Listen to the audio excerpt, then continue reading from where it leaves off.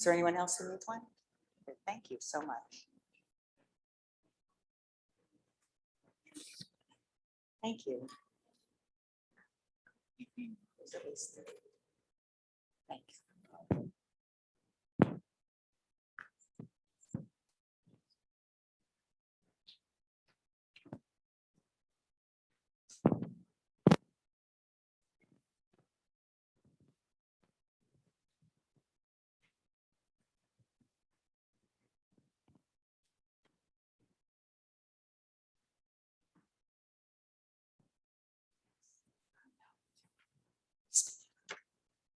I invite you to stand as you are able.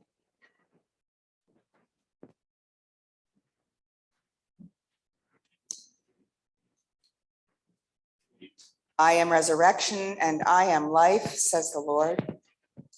Whoever has faith in me shall have life even though he die. And everyone who has life and has committed himself to me in faith shall not die forever. As for me, I know that my Redeemer lives, and that at the last he will stand on the earth. After my death, he will raise me up. I myself speak who is my life, and not a stranger. For none of us has life in himself, and none becomes his own master when he dies. For if we have life, we are alive in the Lord. And if we die in the Lord. So then, whether we live or die, we are the Lord's possession. Happy for now, those who die in the Lord. So it is, says the Spirit, but they rest on their legs. The Lord be with you. Also with you. Let us pray. O God, whose mercies cannot be numbered, accept our prayers on behalf of your servant Hilde, and grant her an entrance into the land of light and joy in the fellowship of your saints. Through Jesus Christ, our Lord, who lives and reigns with you and the Holy Spirit, one God, now and forever. Amen. The opening hymn is number 482 in the blue hymnal in your pews.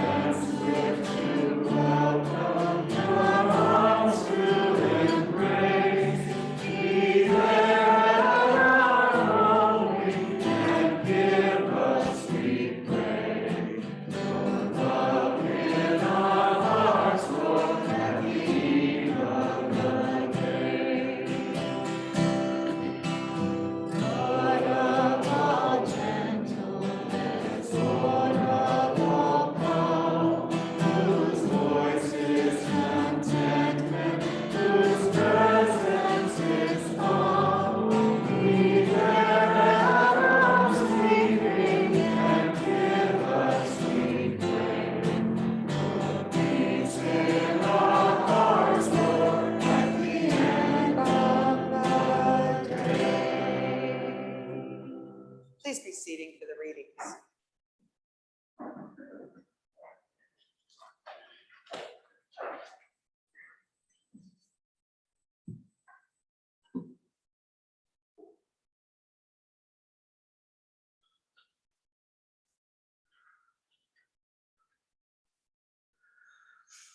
The first reading is from the book of Ecclesiasticus, chapter 44, verses 1 through 12.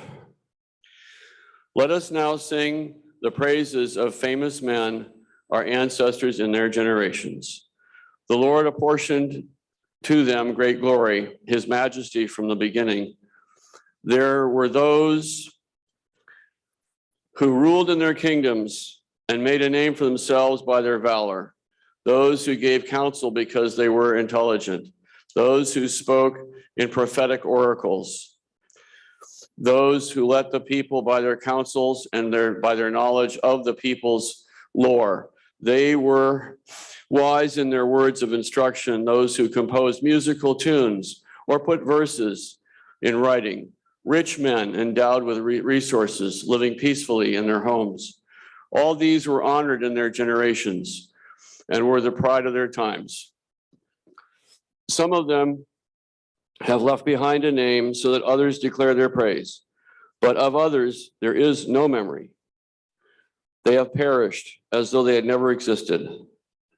They have become as though they had never been born, they and their children after them. But these were also godly men, whose righteous deeds have not been forgotten. Their wealth will remain with their descendants, and their inheritance with their children's children. Their descendants stand by the covenants, their children also for their sake. Their offspring will continue forever, and their glory will never be blotted out.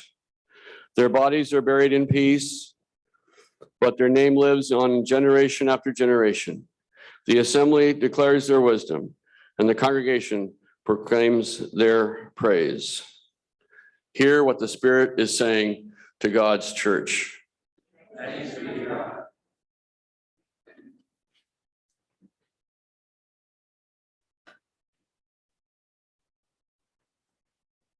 So a slight deviation from the program. We are actually reading Psalm 127, which is on page 782 of the Red Prayer Book.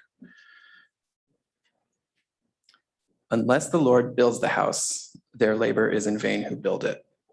Unless the Lord watches over the city, in vain the watchman keeps his vigil. It is in vain that you rise so early and go to bed so late. Vain, too, to eat the bread of toil, for he gives to his beloved sleep. Children are a heritage from the Lord, and the fruit of the womb is a gift.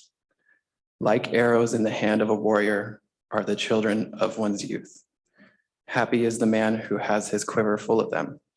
He shall not be put to shame when he contends with his enemies in the gate.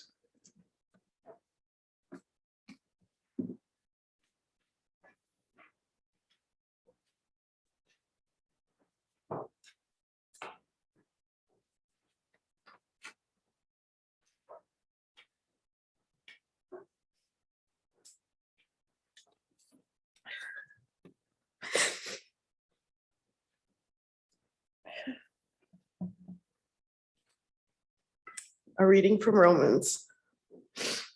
For by the grace given to me, I say to everyone among you, not to think of yourself more highly than you ought to think, but to think with sober judgment, each according to the measure of faith that God has assigned. For as in one body, we have many members, and not all the members have the same function. So we, who are many, are one body in Christ, and individually we are members of one another. We have gifts that differ according to grace given to us. Prophecy in proportion to faith, ministry and ministering, the teacher in teaching, the exhorter in exhortation, the giver in generosity, the leader in diligence, the compassionate in cheerfulness. Let love be genuine, hate what is evil, hold fast to what is good, love one another with mutual affection. Outdo one another in showing honor. Do not lag in zeal, be ardent in spirit. Serve the Lord. rejoice in hope, be patient in suffering, persevere in prayer, contribute to the needs of the saints, and extend hospitality to strangers. Hear what the Spirit is saying in God's church. Thanks be to God. The hymn is number 608. We'll sing 2 verses before the reading of the gospel and verses 3 and 4 after the gospel.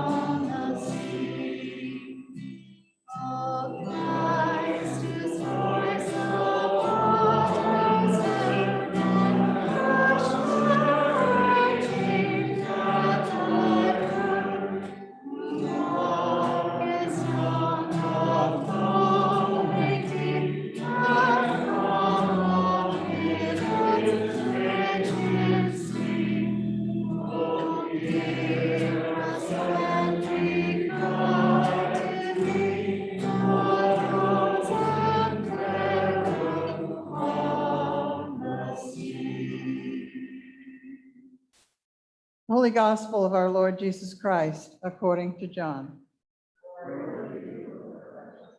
Jesus said to his disciples, "Do not let your hearts be troubled. Believe in God, believe also in me. In my Father's house there are many dwelling places. If it were not so, would I have told you that I go to prepare a place for you? And if I go and prepare a place for you, I will come again, and I will take you to myself, so that where I am, there you may be also.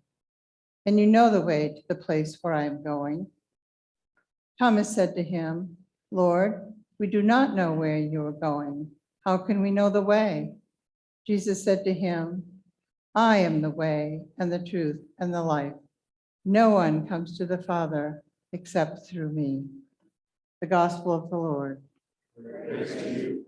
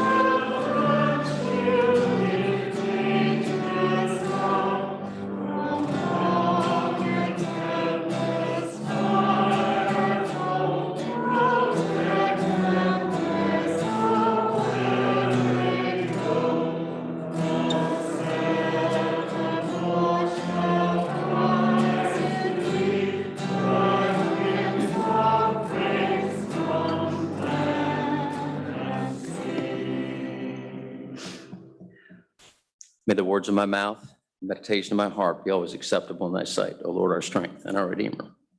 Amen. Please be seated. I was doing really well until we started singing. Good morning, and thank you, Grace Episcopal Church, Reverend Mott, for allowing us this time and space to honor our mother Hilde, a gracious and humble servant who so fervently loved her church. And I want to thank every one of you for taking the time to be here, and thanks to those who wish they could be, but life circumstances prevented physical presence. I want to thank each of you for your kind notes that you've sent to us over the last months, and Sonia for her lovely note yesterday to remind us of the joy that Mom brought us in her goofy way. I also have to digress for a moment. This morning, Patty and I were trying to get up here, and of course, we got lost. Our GPS took us elsewhere. We went across to Wiscasset. And I noticed there was a store with stuff hanging out all over the place. It said Ed's Stuff, 300K. And I started laughing. So there's just an amalgam of colorful things, buoys, chairs, signs, and I could see Mom talking Dad into buying this today. Think about that for a moment. Anyone who knows her knows she would be doing that right now. Let us now praise famous men, and on this day, especially famous and marvelous women, those who compose musical tunes and set forth verses in writing. Their posterity will continue forever, and their glory will not be blotted out. That reading from Ecclesiasticus. For the grace given to me, I bid every one among you not to think of himself more highly than he ought to think, but to think with sober judgment, each according to the measure of faith which God has assigned him. Having gifts that differ according to the grace given to us, let us use them. He who teaches in his teaching, he who exhorts in his exhortation, he who contributes in liberality, he who gives aid with zeal, and he who does acts of mercy with cheerfulness. From Paul. But especially so, contribute to the needs of saints, extend hospitality to strangers. Let not your hearts be troubled. Believe in God, believe also in me. In my Father's house, there are many rooms. If it were not so, I would not have told you that I go to prepare a place for you, from the Gospel of John. And then has been read Psalm 127, unless the Lord builds a house, those who build it in labor in vain. Well, for those who may recall, today's readings are the very ones we read at Dad's memorial. The very same ones. Why exactly? Well, for starters, Hilde and Henry were meant for each other. One was an introvert, one was an extreme extrovert. As much as Dad was revered for his ministry, I believe he would tell you Hilde brought out the best in him. She sacrificed much to ensure he could pursue his ministry. And second, I believe if anyone who knew Hilde Bird would agree that each of these readings are applicable to a life well lived. And Hilde lived her life accordingly. She loved the Lord. She loved her Episcopal church. She loved her family, and she exercised a servant heart. Since Mom's passing, I asked several of you your thoughts regarding Hilde, ascribing words or phrases that captured her essence. And here's what you said. Welcoming, warm, creative, funny, gregarious, hospitable, and humble. Serene, astute, welcoming, and a remarkable entertainer for everyone's comedic relief, brought joy to everyone. Genuine, spunky, artistic, creative, accepting, kind-hearted, hilarious, altruistic. Vibrant, generous, frugal, caring, open-minded, comedic relief, energetic, lively, in capitals. There was always some excitement before a visit and many stories afterwards. Much energy, curious explorations, rib-splitting laughter, and breaking bread, especially with desserts. You knew when you were with her, you were within the presence of goodness and light, something and someone special. On the one hand, it was never about her, but it always had something to do about her. She had a presence, a kind of strength and calm about her. And of course, you heard a number of overlapping descriptors, welcoming, hospitable, humble, funny, creative, a presence, an abundance of energy and life. Now, when I think of the discord in the world today, I think of how Mom and Dad consistently sought the opposite. I was reading through an exegesis and sort of an unpacking of some of the readings today and focusing on Paul, and I was reminded in Corinthians and Ephesians that a man or a woman who could not speak to the profit of others had better remain silent. Dad wasn't silent, neither was Mom, but in terms of their own critique internally, they certainly were. It is worth remembering that to edify the church is to build it up. This is most likely to happen when each person accepts his distinctive task as a ministry and is faithful in its allotted sphere. Now think about that for a moment. To uplift community, to edify the church is most likely to happen when each person accepts his or her distinctive task as a ministry and is faithful in his allotted sphere. Exercising one's genius within, using the gifts God has given us to make our mark, to serve, to make the communities in which we live better according to his will. Mom did that in extraordinary fashion. She was one of a kind and did not try to be anything but Hilde Bird. She was far from perfect, but she was as close to a saint as anyone I have ever met. She was a perfect example of what he had in store for her, accepting her distinctive task, one of which was to bring childlike joy to a moment, any moment. And more importantly, she was steadfast in her faith. And I, for one, am grateful and fortunate to have had such a person so important in my formation in my life. And I imagine the same is true for you in some form or fashion. In Mere Christianity, C.S. Lewis observed, you will find this again and again about anything Christian. Everyone is attracted by bits of it and wants to pick out those bits and leave the rest. That is why we do not get much further. That is why people who are fighting for quite opposite things can both say they are fighting for Christianity. And while this may be true about the messiness of our humanity, I don't believe it was true about Hilde. She really did believe in the better angels of our nature. And before I came to Grace this morning, and Patty saw this happen, I received a note from someone who identified himself simply as a poet laureate, a Texan who wanted to honor that part of Mom's life and her goofy and joyous side as well. So with apologies to Peter Geisel, Alfred Lord Tennyson, Abraham Lincoln, and a host of others, I share the following. The 500 Hats of Hildegard de Vermandois, Brewster Bird. Hildegard de Vermandois is quite a catchy name. For the one who caught the eye of Hank, for him, she changed the game. No shrinking violet was this gal, 'twas forthright and intrepid. Her cooking zones were off or hot, her zeal for life not tepid. While beauty may have been what caught the young priest's eye that day, he fell deeply in love as time went by the indescribable things she'd do and say.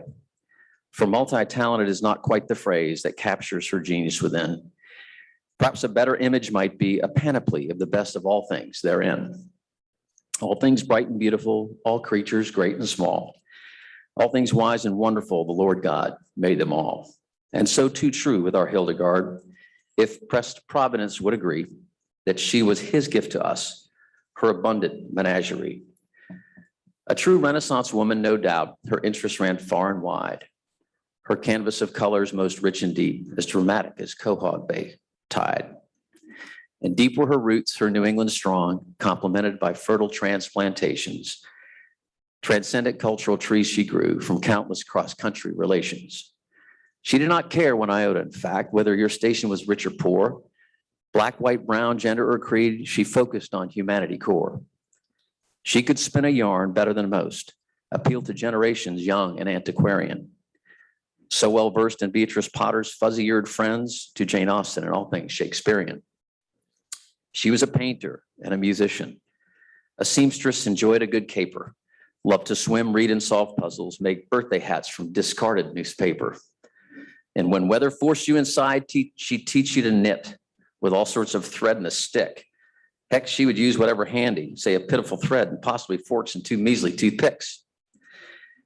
There are the stories of her cooking exploits. There are the many stories to tell of her unique gastronomical concoctions. They would bind you in a spell. From scalding the water to her one apple pie to her sorto soup, they would all laugh till you cried. And then there are the orphans, not of the living sort. I mean of the furniture with which she'd cavort. For there wasn't a sofa, a lamp, or a chair, which she gave second thought to. I can fix that, I'll repair. And at meals quite some time ago, breaking silence in our beehive, I remember Marcus declaring, Hilde, your chair's number 75. Immediately the table shook. We erupted, convulsing in laughter. Blobs of masticated spaghetti, spelling marinara disaster.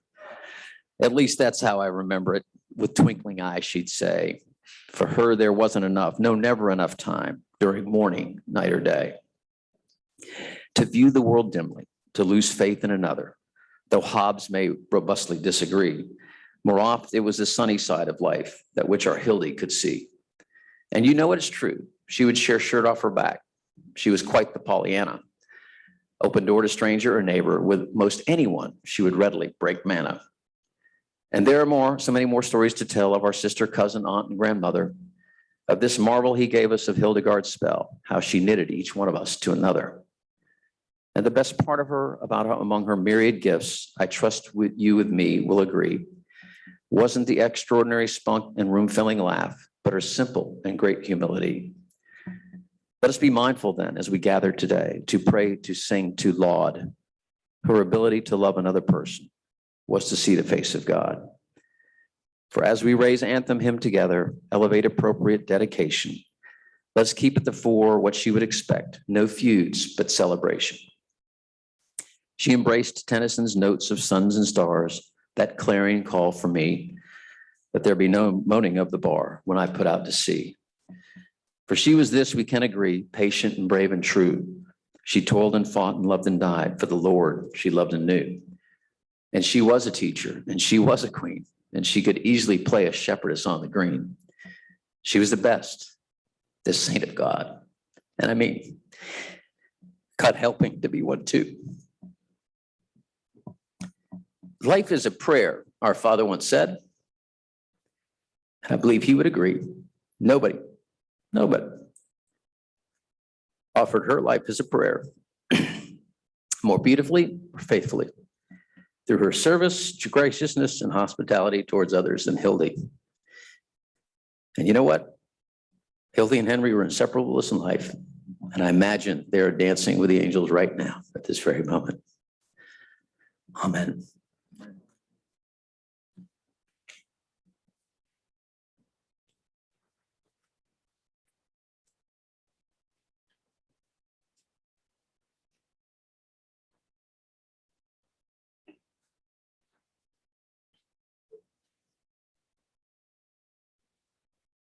In the assurance of eternal life given at baptism, let us stand and proclaim our faith and say together, I believe in God, the Father Almighty, creator of heaven and earth. I believe in Jesus Christ, his only Son, our Lord. He was conceived by the power of the Holy Spirit and born of the Virgin Mary. He suffered under Pontius Pilate, was crucified, died, and was buried. He descended to the dead. On the third day, he rose again. He ascended into heaven and is seated at the right hand of the Father. He will come again to judge the living and the dead. I believe in the Holy Spirit, the Holy Catholic Church, the communion of saints, the forgiveness of sins, the resurrection of the body, and the life everlasting.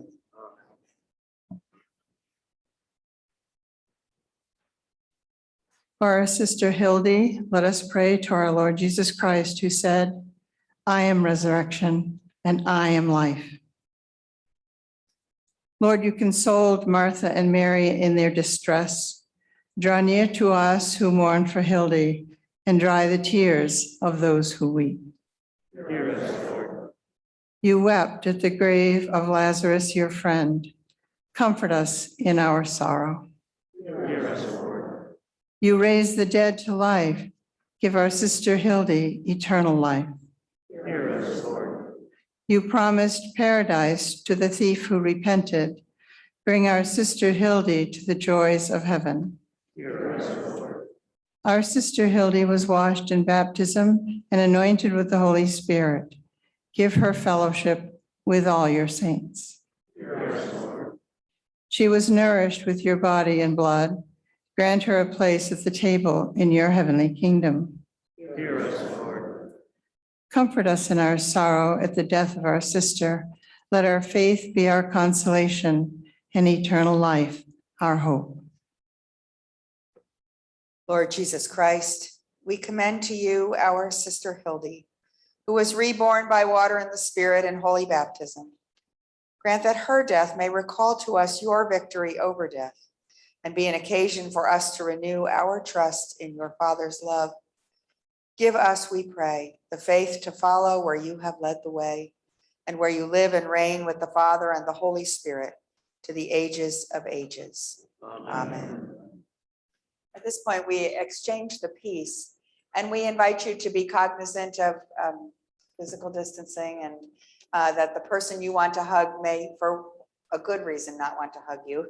And so we invite you to simply exchange the peace with a bow of greeting and to say with deep sincerity, The peace of the Lord be always with you. And And also with you.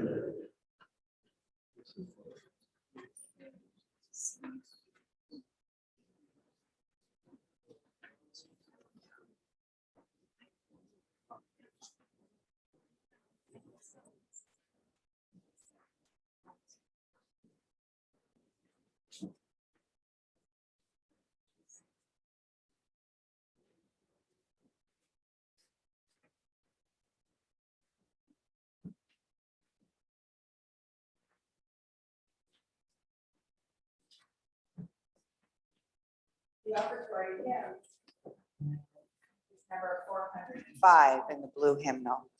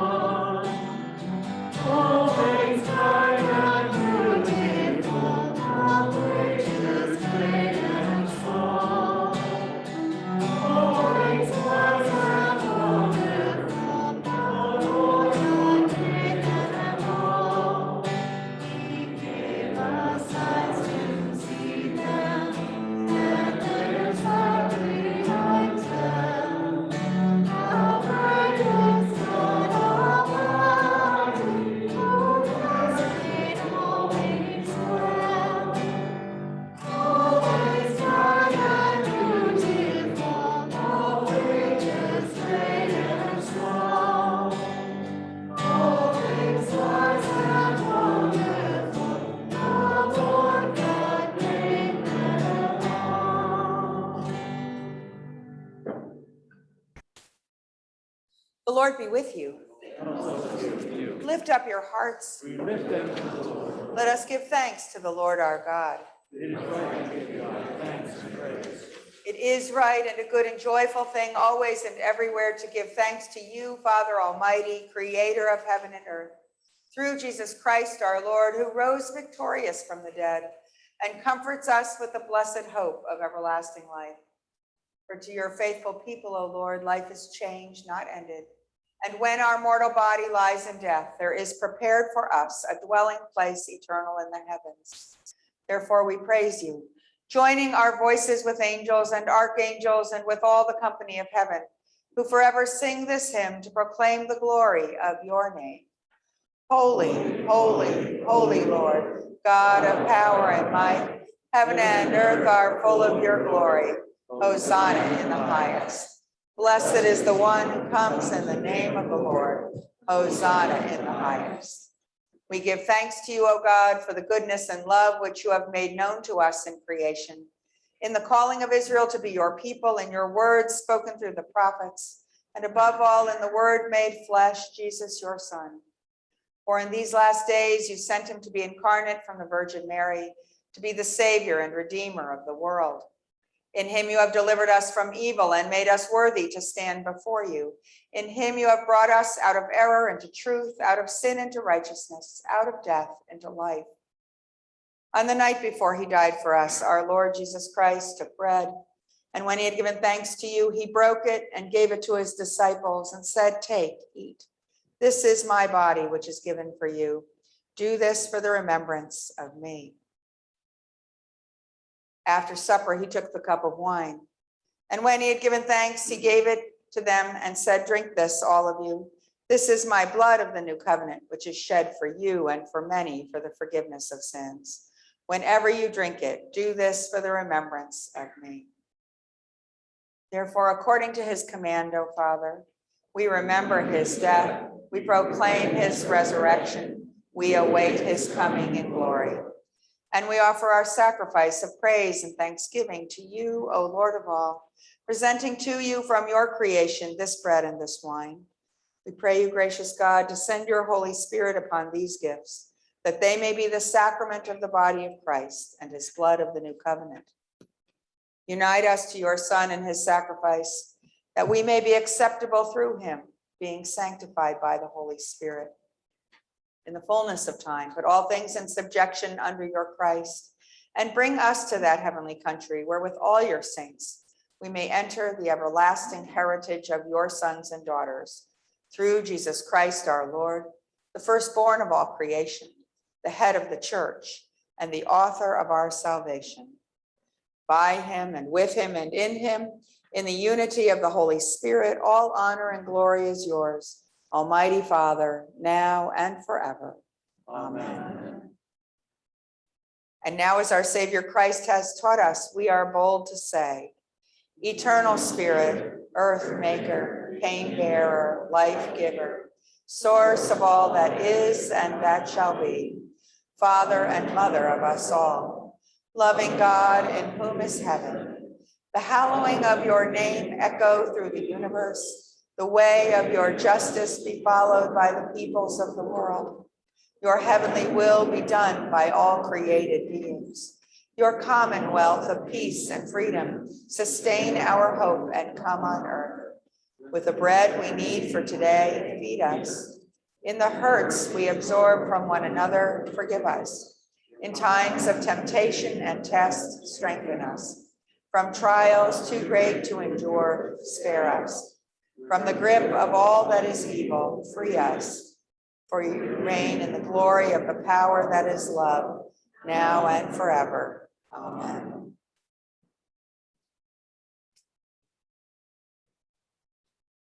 Alleluia, Christ our Passover is sacrificed for us.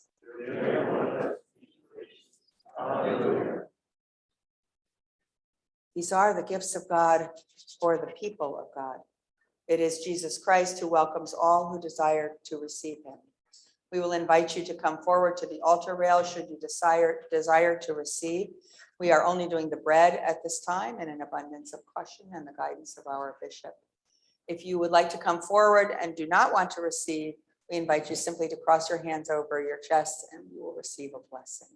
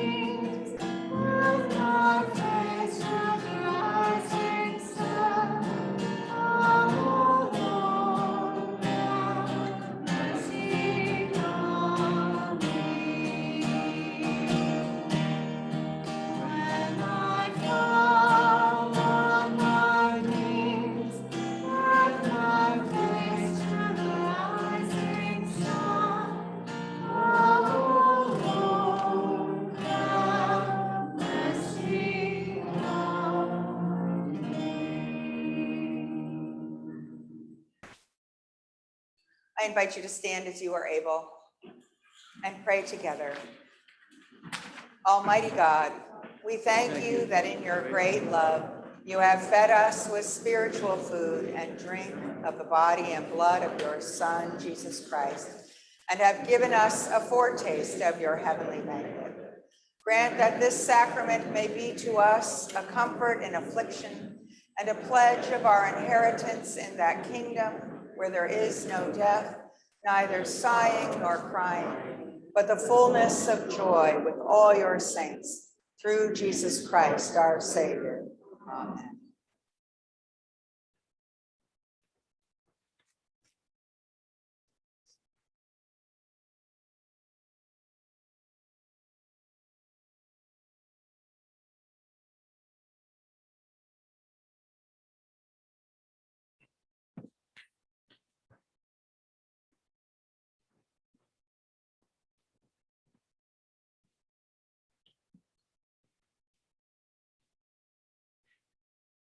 Give rest, O Christ, to your servant with your saints, where sorrow and pain are no more, neither sighing, but life everlasting. You only are immortal, the creator and maker of mankind. And we are mortal, formed of the earth, and to earth shall we return. For so did you ordain when you created me, saying, you are dust, and to dust you shall return. All of us go down to the dust, yet even at the grave we make our song, Alleluia, Alleluia, Alleluia. Give rest, O Christ, to your servant with your saints, where sorrow and pain are no more, neither sighing, but life everlasting. Into your hands, O merciful Savior, we commend your servant Hilde. Acknowledge, we humbly beseech you, a sheep of your own fold, a lamb of your own flock, a sinner of your own redeeming. Receive her into the arms of your mercy, into the blessed rest of everlasting peace, and into the glorious company of the saints in light. Amen.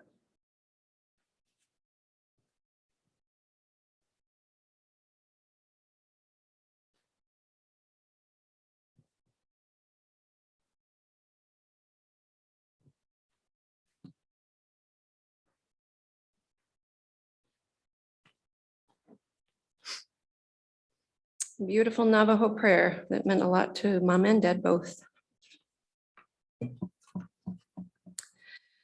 In beauty, may you walk. All day long, may you walk. Through the returning seasons, may you walk. On the trail marked with pollen, may you walk. With grasshoppers about your feet, may you walk. With dew about your feet, may you walk. With beauty, may you walk. With beauty before you, may you walk. With beauty behind you, may you walk. With beauty above you, may you walk. With beauty below you, may you walk. With beauty all around you, may you walk. In old age, wandering on a trail of beauty, lively may you walk. In old age, wandering on a trail of beauty, living again, may you walk. It is finished in beauty. It is finished in beauty.